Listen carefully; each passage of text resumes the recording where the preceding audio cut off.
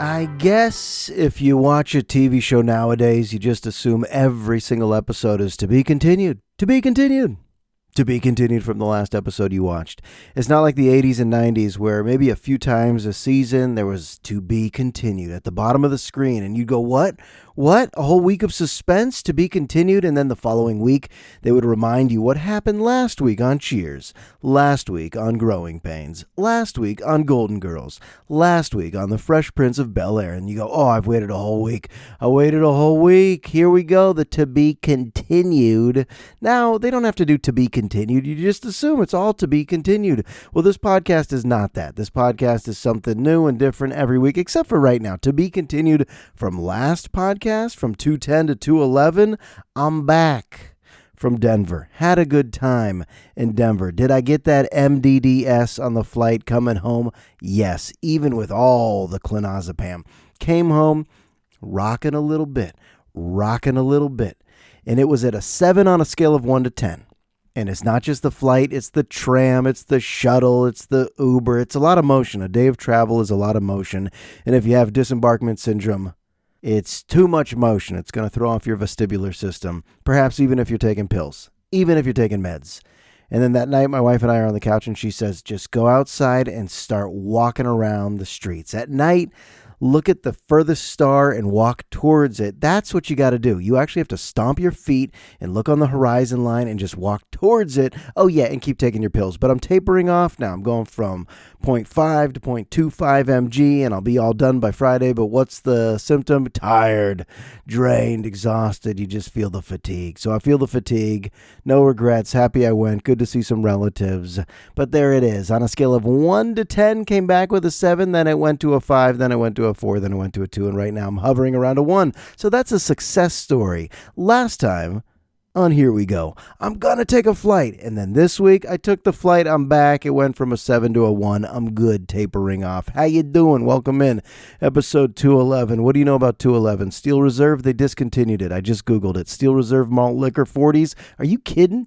Whoever drank a Steel Reserve 211, and did you wonder, why does it say 211 on the label? What does it mean? Armed robbery? Is it a police code for committing a crime against someone, a violent crime against someone? Nope, I Googled it. I guess it's a medieval term for Steel Reserve. And then if you Google anything, there's all these sub-questions that other people have Googled, and you got to read all the answers. And someone said, is Steel Reserve good? And the answer was no. And then the other question was, what does Steel Reserve 211 malt liquor taste like? And someone said, syrupy, bitter, gross. And I'm like, what am I doing? I'm Googling too much about something that's been discontinued and no one should drink. Why did all the grocery stores carry Steel Reserve 211? Well, this is episode 211, and we're going to jump around because that's where my brain's at. My brain is about to pinball topic to topic to topic to topic, subject to subject to subject to subject. So many different styles of learners. Have you noticed this? So many different styles of learners. Some people just want to Google and get it quick. They want the Cliff's Notes in life. Give me the Spark Notes. Give me the brief summary, the concise tweet. That's all I need to know. I'm reading headlines, not the articles. There's a lot of people like that. And then there's some people that like to just examine, deeply explore. I want to explore. I want to read a lot of books on a topic, watch a lot of documentaries on a topic. I want to watch a TED Talk that drones on and on and on about one singular topic. I don't know who I am. Every day I'm different. Some days I just want the information quick, concise. And other days I'm like, I'm down to get deep into the depths and annals of a topic and learn a lot. And we all have the options nowadays. Whatever you want, it's available. In radio, I was able to keep a singular topic alive for like an hour. Padres bullpen, what are they going to do? Trade deadline's coming up. You interview someone, you take some calls, you bring your own insight, and then you just talked about the Padres bullpen for an hour. Can't do it on this show. I can't do it. I'm going to pinball. A lot of my friends in radio used to call me pinball, not because how I was on the air, but off the air. I want to go topic to topic, subject to subject. I just do. There's too much. We don't have enough days on this planet, and there's too many fun things to talk about. So get ready, buckle up. If you got to stay with me, have a cup of coffee because it's going to go quick today. It's going to go quick, just like that flight. It went kind of quick. The turbulence shook me a little bit. It went kind of quick. Even you don't call them stewardesses anymore. You call them flight attendants. Stewardess, stewardess. No, that's old school. We're changing the names of everything. We're relabeling everything. They are flight attendants. And the flight attendants were quick with the drinks. Usually they're not quick with the drinks. And you always get to listen what the other people are drinking in front of you. The guy in front of me, he said, I'll just have tomato juice, no ice. And then the person in the middle said, no, I'm good. Oh, a rare decline. And then the person on the right said, I'll have water. That's snoring twice in the first 2 minutes of the show. Water? Oh, I'll just have water. Look, I know we need it to survive, but let's have some fun on that flight. And then she goes to the row to my left. And the first person says, Sprite. And she goes, 7-Up, okay? This is a true story, folks. Guy says Sprite. She says 7-Up, okay? And he says no. And their conversation just ended. First of all, does she really have to clarify? Is there a law? I bet there is a law where you can't just pour someone the 7-Up and say, there you go, you dumb fuck. Drink it. It's all the lemon lime bubbles you need. I mean, do you really know the difference? But he said no. I was not expecting that. And I figured I might never forget that moment. And for you, Sprite, 7-Up, okay? No. My sister used to get beef bouillon. How fancy when she was like 9, 10, 11 years old. They were called stewardesses back then. The stewardess would come up with the drink cart and say to my sister, yeah, something to drink? And my sister would go, heated beef bouillon cubes, please. I went, shit, that is classy. That is a regal order in the air. A lot of people only drink ginger ale in the air. My wife and I usually go coffee because we're not coffee critics. We are not judgmental. We will drink coffee from a donut shop, coffee from Starbucks, Pete's, Dunkin' Donuts. Any coffee's good coffee. It's for the effect, folks. It's like Steel Reserve. You're not drinking that for the taste. Coffee on a flight where I get tired because the benzos. Sprite? 7-Up, okay? No! How dare you! What's the difference? Advertising. That's all. It's not the taste. This guy, don't give me that. You could tell the difference. It's advertising. The guy likes the logo. He likes the commercials. Grant Hill used to drink it. Something. You know, all advertising is, I had this realization. Here's all advertising is. It's telling a customer what something used to cost. But sometimes it's just not true. This is what advertising is. You tell someone they're getting a deal. I was at Marshall's shopping for hoodies. I think I have a hoodie addiction. It's okay. I saw a candle. I went up the Marshall's candle aisle. It smells good, right? I mean, it smells good when you go down the aisle, but if you do the individual smell every candle, you're like, ugh, gross. That's not even close to fresh baked snickerdoodle cookies. It'll say something like Pinehurst Magic Sparkle. And you smell it and you go, oh, God, that's awful. But I saw a candle. I actually picked one up. I saw a candle, and it had $48 crossed out, and then in big, bold Marshall font, now $4.99. I saw a candle in the candle aisle at Marshall's. I'll say that again. It said $48 crossed out, now $4.99. And it smelled like shit, but that's not the point. The point is that was never almost $50. It just wasn't. That's advertising. You make people think like they're getting a deal. You throw in another. You sign up here, we'll throw in another. No business is giving away deals. You ever thought about that in a capitalistic country? There's no real deals. If you're on a clearance rack, it's because that shit is going to be in a dumpster fire in 10 minutes. And you're like, oh, I found a deal today. A shirt for $2.99. That wasn't a deal. That's what they had to sell it to you for. You buy a $4.99 candle and tell the story, this is actually a $50. No, it was never a $50 candle. I solved advertising. There it is. Most sodas. If you're competing on the Mr. Pibb to Dr. Pepper circuit and you're like, I can tell the difference, sure, probably you can, but I highly doubt it's the taste that's swaying you. It's the ad, it's the logo, it's the appeal, it's the deal. Coke and Pepsi even took the color out of the cola. They sold it to you clear in the 90s, and people thought that was so cool. Did you enjoy the taste? No, you just thought it was cool. Novelty and gimmicks, bells and whistle slogans, throwing it at you quickly, and I'm susceptible to all of it as well. Plus, the most powerful thing in advertising is if the herd is going one way, then you gotta have it. There are people that don't have iPhones and they're embarrassed. I've noticed that. I've talked to people who don't have iPhones. They have smartphones, Androids, or some other brand, and they're kind of like hesitant to tell you. I still have apps. I mean, I still have, a camera on my phone, but it's not an iPhone. Oh, you're embarrassed? Go with the herd. The herd is going in the direction of Apple. Most of us are just sheep at this point when it comes to fashion trends. What you eat, what you drive, where you live, all the comforts surrounding you. It's probably you've seen it before, and then you copied something. It's a style. Who's really an original, unique individual? It's like piñatas. I'm seeing piñatas at every kid's birthday party these days. When I was growing up, you saw a piñata once every 3 years. You saw a piñata once every 3 to 4 years. Actually, I remember the first time I ever saw a piñata. It was scary. I don't know why. It was indoors. I was in San Francisco. This is like one of my earliest memories as a human. Isn't that weird? That we have these just like flashbulb moments of like, what are your earliest memories? They're rarely profound, at least for me. Like, they're always very random and meaningless. But there was a piñata. It was a San Francisco house I was at. No clue what was being celebrated, who was being celebrated. But it was my first time seeing a piñata. And when it shattered, it was all hard candy in there. And it came down hard, and the hard candy was flying. I remember it flew too quick, and I started crying. I didn't cry a lot. I was not a crying kid, but I cried just because someone was swinging a bat at a big old plaster-filled balloon of hard candy, and that was too much. That was a little much. But now it's not much. Kids expect piñatas every single fucking party they go to, and it's never easy. It's always some dad struggling to hang it. Does anyone know how to do an imperial knot? No, just what are you doing? Get a ladder, get a harness, on belay on. Someone spot him. That looks dangerous. You hang it, and then you got a bunch of kids, so you gotta make sure it doesn't shatter on the first. There's so many worries, right? Let's make sure the strong kid's not swinging it too quick, gets a clean shot, and all the other kids in line never get to swing the bat. You got to really have so many strategies with piñatas at parties. Now, there's always piñata issues.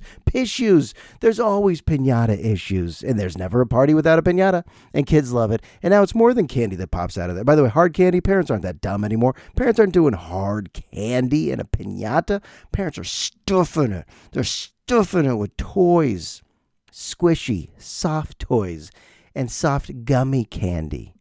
And then when that shit bursts, okay, that is a beautiful moment. It's a beautiful moment, but it's never a smooth process. Every adult is having anxiety. Is someone going to get hit? Is someone going to get too close to that bat? Is someone going to get embarrassed for not looking athletic enough? There's a lot of pissues, piñata issues. You know I'm right. You think about it now, you're like, yeah, it's rarely a smooth operation. And why so many piñatas? Because you've been to parties with other piñatas, and the kids now want piñatas at their party, and they think it's part of every party. It used to just be cake. That was universal. It used to just be cake. Now parents are going big. They're going so big. My wife and I even got a cotton candy machine, industrial-sized cotton candy machine, because our daughter said she likes cotton candy. Who are we? Are we the type of parents that are going to let her roll in on an elephant for her quinceañera? And do I even know what a quinceañera is if I think my daughter's getting a quinceañera? And I am the dad who's dialed in to the day-to-day. I like to ask every day, what'd you learn at school today? And recently, picked her up from school, and she was talking about planets. I said, whoa, planets, this is TK. This isn't even kindergarten. My daughter named a bunch of planets in a row. Actually, not really. She had a hot start. I asked her to do it as best she could, whatever she remembered. By 4 p.m., kids don't remember what they did at 9 a.m. A 5-year-old? By 4 p.m., they have no clue what they did all day. But a good teacher, maybe something stick. And she said, Saturn, Earth. And I was like, woo. And then she said, French, Earth Day is coming up. I went, what? Oh, okay. I was impressed. I rarely correct a 5-year-old. Are you kidding me? Mistakes are too cute. She'll know French isn't a planet soon. Do I really need to be correcting her? Actually, no, you didn't say Mercury, Uranus, Pluto. No, she said Saturn, Earth, French. Earth Day's coming up. And I said, you're damn right. That is astronomy or astrology. One of the astros. Oh, shit, I don't know. I heard Neil deGrasse Tyson talk about, he says DeGrasse, by the way. Do I say DeGrasse? Neil? You know Neil, this famous astrophysicist who's straight up entertainment for your brain creases. He'll fill your brain. He talked about education in general, just about how much we forget. We fill so many days with these kids. We do, and we're building literacy and building memories and social skills. It goes way beyond the content, but the actual content, like you could teach World War II probably in 9 minutes, but most high school teachers are spending 3 weeks. You could teach the Vietnam War.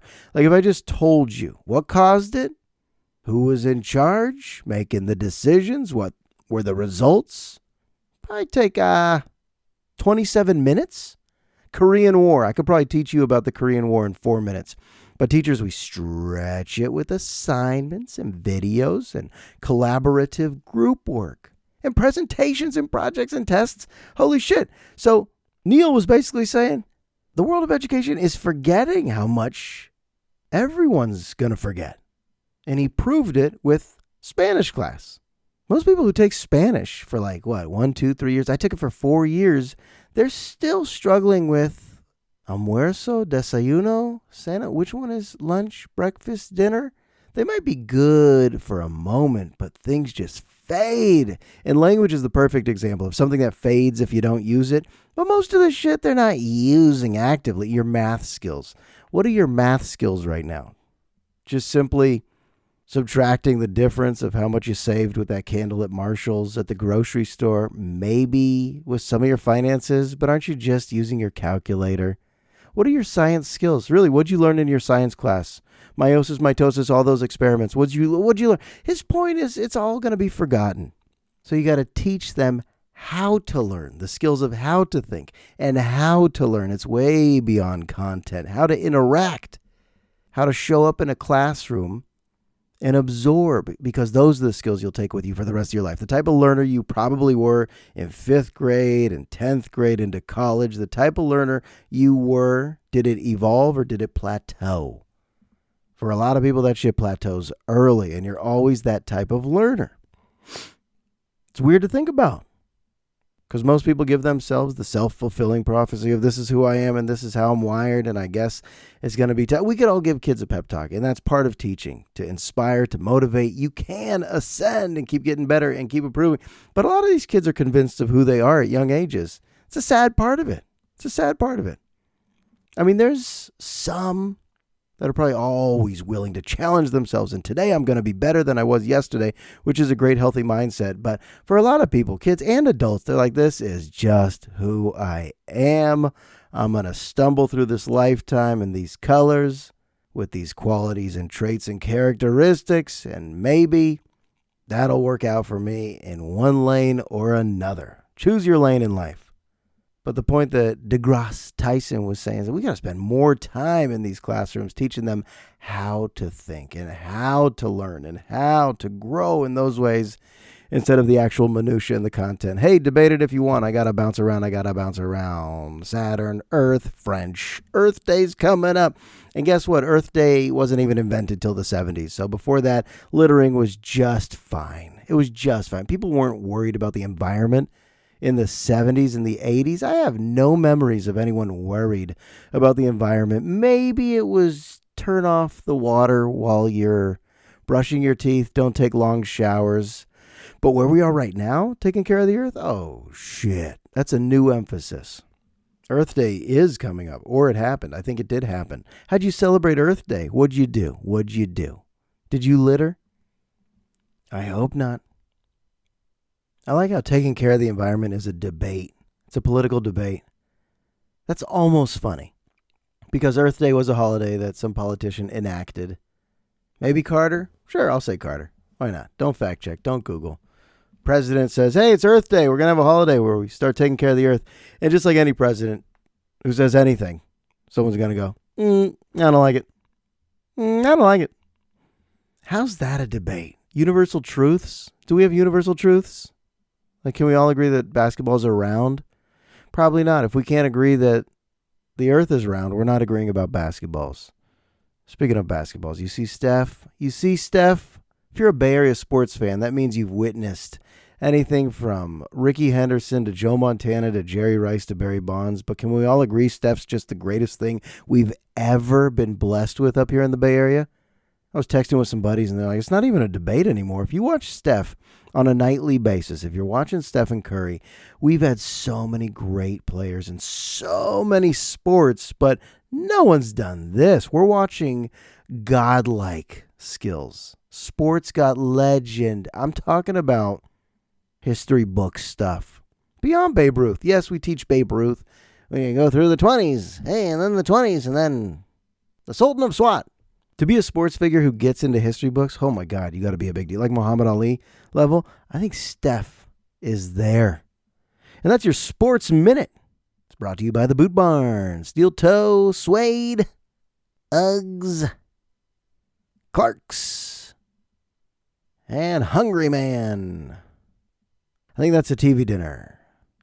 Get on down to the Boot Barn for 40% off of your first pair of shoes, and we'll throw in a Hungry Man TV dinner. No one's eating TV dinners on those TV trays. Tell them Josh sent you. And that's your Sports Minute, me telling you that Steph Curry is very good at playing basketball. On to the Lakers we go. On to the Lakers we go. I don't know why I thought of this, but when I was a freshman at San Diego State, you didn't sign up for classes online. You actually called a hotline. And the guy whose voice it was, to add a class, press 1. To remove a class, press 2. His name was Paul Harvey, and I actually had him because I took a theater class, and he was a theater teacher there, and it was his voice on Regline. This is before people were signing up for classes on the internet. I think I was just at the cusp of when that was, the Regline was going away, and people, of course, nowadays just sign up online. But Regline, you had a time. They would send you in the mail your time to call. And if you didn't hit that time, the classes would get packed and you didn't have a chance to get that class you needed toward graduation, which is why most San Diego State kids are there for like 6, 7, 8 years. To add history, 2022, press 7. Oh, you pressed 8. You dumb motherfucker. To remove that class, hang up, get into your vehicle, and drive all the way to El Cajon to add a class. So I think I was late to it, and I had to get a unit. There was just, you have to have some units, even if it's not gearing you towards your degree. Mine was journalism, broadcast journalism, communications. I had to get a unit or two, so I signed up for a class I had never heard of called University Seminar. I honestly didn't know what this was. I was just going through the handbook real quick, looking for some units, and it's called University Seminar. I probably fit in my schedule Tuesdays, Thursdays, 8 a.m. And I go there the first day, and it's the actual chancellor and the actual provost of the entire university. This is my freshman year, who are sitting there, and University Seminar means they're there to help you learn about the university. It's super redundant, super boring. It's something that could probably happen in 5 minutes, but it was a whole semester of Steve Weber and Nancy Marlin. Those are their real names. I think I'm right. Once again, don't Google it. Don't Google it. So Steve Weber and Nancy Marlin will come and fill this time with nothing much. Most people by that age can tell what a school is. Here are the classrooms. There's the parking lot. These are the professors. That's how tuition works. Get enough units, get a degree, and get the hell out of here. But they would bring donuts every day. Here's what I remember. This is so meaningless. If you're still listening, holy shit. You probably need a hobby or something if you're still listening. But they would bring a big fat box of donuts, that pink box, lift it. Everyone would eat donuts, and then they would make the joke, okay. Let's make sure you don't catch that freshman 15. Every single class. They would bring the donuts to get us fat and then say, all right, let's make sure you're all smart, not gaining that. Freshman 15. I had never even heard this term, the freshman 15. It's because the first time you leave your home, or maybe mom, dad are doing the cooking and the grocery shopping, and then you come to San Diego State where it's just Los Panchos, Trujillo's, Oshi, Sushi, Jack in the Box, 7-Eleven, just a bunch of terrible food on display for you to jump into at all times. It's too exciting, and that's where this term freshman 15 comes from. But they kept saying it every week. You don't want to gain the freshman 15. And it almost was like a lecture. Like they were very serious. It went from like, we're bringing donuts, we're laughing, but really don't do this to yourselves. And I was thinking, that's interesting that the provost and the chancellor don't want us to get fat at this university. Why not? In retrospect, why not? Why not get that freshman 15? Why not go to college, get a little fat, get chunky, get a little doughy. Is there a better time in life when your metabolism is that? I think about it because I envy how I used to eat. I miss it. I used to supersize it. Extra cheese on that, deep fry it twice, and now you should see me at Trader Joe's. The asparagus, I'll find an employee. The asparagus over here, it's not organic, is it? Do you know when the organic asparagus is going to be on display? Oh, how boring am I? And what am I, fluctuating 5-6 pounds in either direction? But when you're about, what do you graduate high school, 18, 19, 20? Gain the, they should have changed the philosophy. Have so much fun with food. When you're 18, 19, 20, and I did. I don't think I gained the freshman 15 just because I was always at the ARC, the Aztecs Rec Center, working out. Metabolism was good. Plus, I guess you do want to still look good at that age. You don't just want to balloon up, but I was eating Jack in the Box at least twice a week. Don't tell me 2 Jumbo Jacks for $2 and those tacos that are just oozing with American cheese. American cheese on a taco? That's right, Jack. It works. It just works. And was I the guy who would eat a tuna sandwich from 7-Eleven not looking at an expiration date? Yeah, I was. Would I eat sushi from a gas station? You damn right. Would I drink a Steel Reserve 211 in 3 sips? No doubt. Nowadays, if I drink a 211 Steel Reserve malt liquor 40, I'd have to take off work tomorrow. There's no doubt in my mind. I would be barfing into my own wall, and my girl would wake up reciting the planets. Well, there's Earth, there's French, nope, we're off to a rough start. She'll be fine. My other daughter, to get her out the door is tough. To get her dressed, you know what I'm talking about. Parents of young kids, it's tough to get them dressed, so you got to incentivize it. Here, we'll put a little toy in this hand. We'll distract you with a little glitter here. We got a little video going on over here. Put on a song they like. Just to get clothes on their body. Sing that song they like. Sing that song they like. Here's a toy, distraction, incentive. And I gave my little Remy a magic wand to get her out of the house. And she had a grip on that magic wand. And I get to the daycare door, and the nice teacher says, "We don't allow toys from outside." And I said, oh, here we go. I'm going to have to wrestle a magic wand out of this girl's hand. I'm going to have to wrestle. Remy has a grip that I've never seen on a kid. And I mean this. She's stronger than me. I don't know how this happened. These are like the over-the-top Stallone arm wrestling skills. By the way, arm wrestling, origin, Petaluma. That'll be the only thing you remember about this whole episode. Where was arm wrestling invented? Petaluma, truckers, competition. You can look that up. But Remy's grip is unreal, and I couldn't wrestle the magic wand. And the teacher's just watching me try. And she thinks I'm weak, and I'm like, no, have you ever tried to wrestle a magic wand? What do I mean? A magic wand has glitter, and it's rainbowy, and it looks fun. And why not let her just have it? Just let her have it. Okay, who cares what happens to that wand? But we don't bring toys from outside, so I wrestle it. And I actually have to use all my muscle. Who knew that this kid has that kind of kung fu grip? And then I take the wand. She melts down into a tantrum, and that's how I leave her at daycare that day. Usually it's not that bad. Usually it's much better. Actually, she loves it. She loves the teachers and the friends. But then I was just a grown man walking down the street with a magic wand, and there were some neighbors, and I didn't even try to hide it. There were some neighbors just watching a grown-ass man with a magic wand walking down the street, and I thought, yep, let them talk. Let them talk. Let them make up their stories. Let them make up their narratives. Why does that man have a magic wand? Who is he? Which house does he have a handler? Does he have someone to help him? Because if you're a grown man with a magic wand, people do have questions. They do have a lot of questions. Questions like, why doesn't he eat figs? Oh, why don't I like figs? First of all, the fig Newton is gross, but fig is a fruit. We have a fruit tree in our neighborhood, and it's like public. It's in one of those little alleyways, and my wife gets excited, and I kind of have to pretend that I care, but I don't. I hate figs so much. They taste so awful. Figs? My wife knows when they bloom, how they bloom, and all this shit, so I Googled it one day, and guess what? They're horror stories. They're horror movies. Do you know this? Female wasps die inside every fig that has ever existed. It's apparently their life's mission. It's like beautiful too when you think about how our planet functions. But it's also just too nuts. And vegans want no part of this. The eggs, all right, I wrote this down. This is the one thing I wrote down about figs. The eggs become grubs that grow inside the seeds. After completing their full development in a few weeks, they emerge from inside the seeds. The males emerge first and start looking for females to mate with. That's all happening with every fig. Now, that's boring to some of you. You're like, what? Go back to the magic wand. What happened with the wand? But no, I did walk by the fig tree while holding the magic wand, and that's when I wondered to myself, what's the excitement about?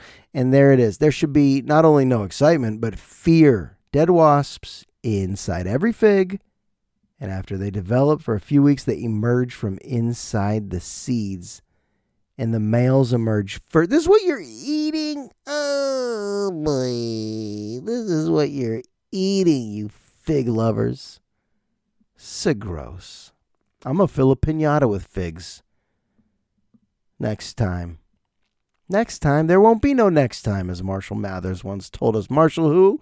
That's Eminem. How many rappers' real names do you know? Todd Shaw? Who's that? Calvin Brodus? Who's that? Aubrey Graham? Who's that?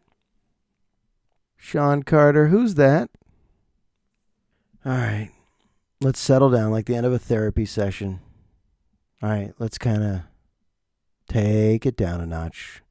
Let's settle down. Let's calm down. So next week, Tuesday, 2 p.m. work. Okay, bring that visa. If you've never been to a therapy session, the wind down part, like we're doing right now, we're going to wind down this episode. It's not easy. It's not easy because it was an experience, right? What we just had was an experience. And now we're winding down together, okay? I don't really know when I put these out anymore. You might be listening to this on a Monday. May is right around the corner. The month of May is wonderful. Here comes the sun, little darling. Here comes the sun, and I say it's all right. Richie Havens cover. So sweet. All right, so let's wind it down.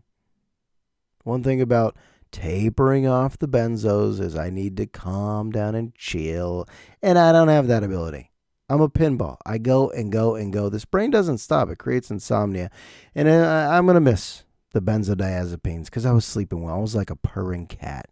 I wasn't getting triggered. I wasn't getting stressed or irritated or bothered. And now that I'm tapering off, every fucking thing is bothering. Just kidding. But I'm back. I'm back to that neurotic way of just, oh no, someone's in my head. I even Googled last night how to reduce someone's impact when they get in your head. We all have someone who just occupies way too much space in our heads and we don't like it. And I found an article at Psychology Today and I went, oh, thank you, Internet, because all of these are great ways. But then you lapse back and go, but am I wired to really adhere to any of this advice or any of this guidance? And it goes back to learn how to grow, learn how to think. It's not just the content of that article, but learn how to apply things. And now we've learned something in episode 211. I appreciate you listening. Drop a nice rating or review. And my good folks, I'll talk to you soon.